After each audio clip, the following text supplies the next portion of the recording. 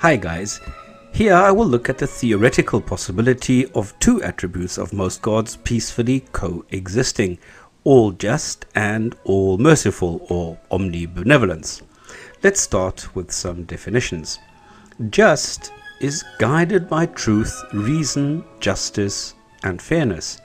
An example would be a waiter drops a tray and has to pay for the 5 glasses out of his wages.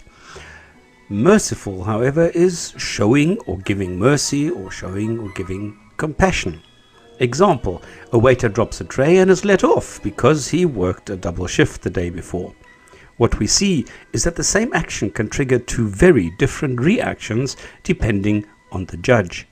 A just judge will impose an identical punishment for a particular deed all the time, while a merciful judge will allow for mitigating circumstances.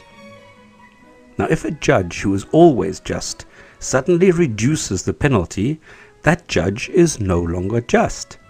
A merciful judge does not impose the maximum possible and identical punishment every single time, thus punishing the deed less severely than a just judge would. This means that their punishments are not identical and are mutually exclusive.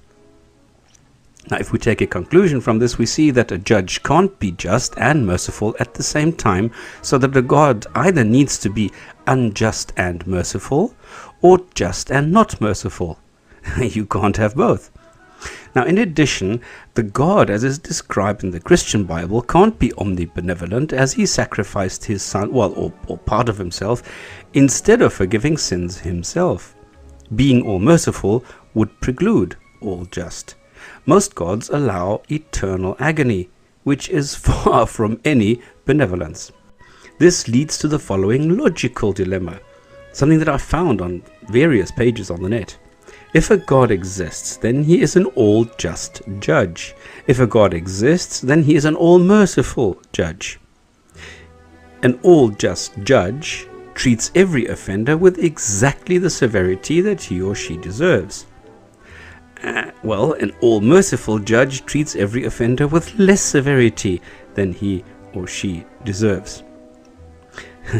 So it is impossible to treat an offender both with exactly the severity that she or he deserves, and also with less severity than she or he deserves.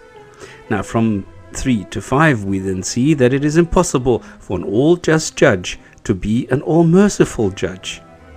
And from 1, 2 and 6 we see it is impossible for God to exist. Is it logical or not? Thank you for your time.